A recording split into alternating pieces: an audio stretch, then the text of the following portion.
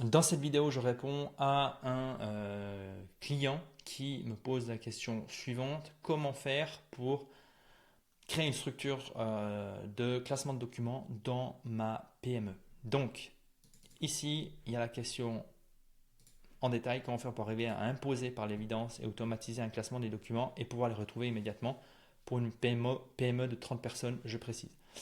C'est un sujet qui touche énormément d'entreprises.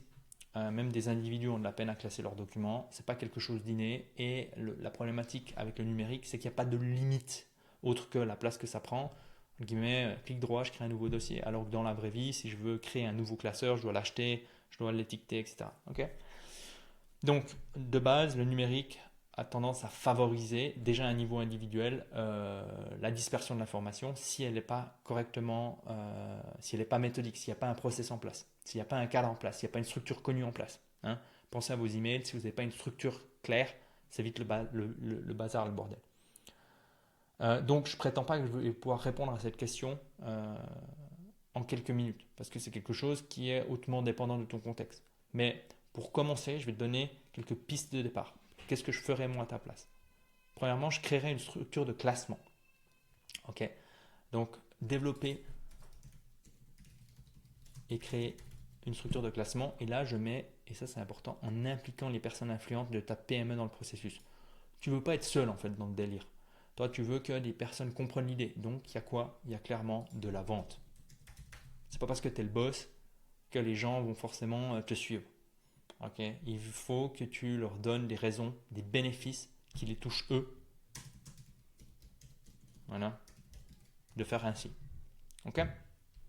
Ensuite, une fois que tu as créé une structure de classement, je te recommande de la lancer dans une partie de ta PME, un département, pour voir les premiers retours. Parce que forcément, quand tu théorises sur une théorie de classement, il y a des choses auxquelles tu ne vas pas penser.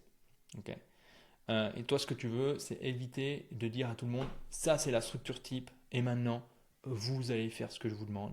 Et pour moi, il est meilleur, il est plus intéressant comme approche de dire, ok, on perd du temps, c'est le bordel, on ne sait plus où est la bonne version. Donc moi, ce que je vous invite à faire, ce que je vous propose, ce que j'ai l'intention de faire avec vous, à toi de voir comment tu veux utiliser le wording, les mots que tu utilises, c'est on va tester une nouvelle structure dans ce département, et ceci durant 30 jours.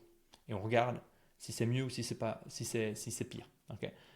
Et en faisant ça, tu vas réduire la résistance au changement des gens. Ok. Parce que si tu leur dis c'est pour toujours, maintenant vous vous adaptez, en fait, tu risques de les perdre et tu risques d'avoir de la résistance. Ok. Alors que si tu dis ok, c'est 30 jours, toi tu te laisses aussi une porte de sortie parce que tu ne sais pas si c'est la bonne chose à faire. Alors que si tu t'impliques dès le départ, ce qui risque d'arriver, c'est quoi? C'est qu'ensuite tu dis allez, il faut forcer, il faut forcer, il faut forcer. On a dit, on le fait, et au bout d'un moment, encore une fois, tu risques d'endommager ton leadership. Ok. Parce que peut-être que même toi, tu te rends compte que ce n'est pas la bonne solution, et maintenant, tu t'es tellement engagé que pour éviter de perdre la face, tu essayes de mettre en place un truc qui n'est pas forcément adapté. Donc laisse-toi une porte de sortie en mode, bon ben, on teste ça durant 30 jours et on fait le point de situation, et voilà. Ensuite, définir un champion du système, c'est le libraire. Si tu vas dans une bibliothèque, tu vois qu'il y a des libraires, c'est des gens qui maintiennent l'ordre. Ok. Qui vont aussi qui vont prendre le retour des clients, qui disent ouais, en fait les clients ils trouvent jamais ce livre, ou alors ils me demandent toujours ce livre. Ok. Donc le champion du système, c'est le libraire, entre guillemets, qui a comme objectif de maintenir de l'ordre. Dans une PME, tu ne vas pas pouvoir mettre un poste à temps plein là-dessus, mais peut-être une personne qui va faire, je sais pas, 2 heures par semaine de l'ordre dans le système, et surtout aller accompagner les gens qui ont de la peine à comprendre comment gérer les versions de tes checklists par exemple, ou comment nommer des documents, etc. Ok. Ensuite, être un exemple et rappeler à l'ordre les personnes qui ne suivent pas. En fait, euh, l'exemple en tant que patron, c'est un peu c'est le meilleur moyen en fait pour créer une culture, pour vraiment embarquer les gens avec toi. C'est pour ça que moi, dans mes accompagnements, avant de travailler sur l'entreprise, je travaille sur le patron. Ok. Parce que si le patron, ben, en fait, c'est un chaos sur pattes, ben, en fait, la boîte, ce sera un chaos sur pattes. C'est aussi simple que ça. Surtout s'il fait partie, il est encore dans les opérations. Ensuite, il y a une méthode qui est intéressante qui s'appelle la méthode Johnny Decimal. Je te mets le lien sous la description de cette vidéo. Voilà. Euh, si vous voulez voilà, si vous voulez pouvoir me poser des questions, éventuellement un retour comme celui que je viens de donner, il vous suffit de rejoindre la newsletter et une fois par semaine, vous pouvez me poser des questions. Voilà. À très vite.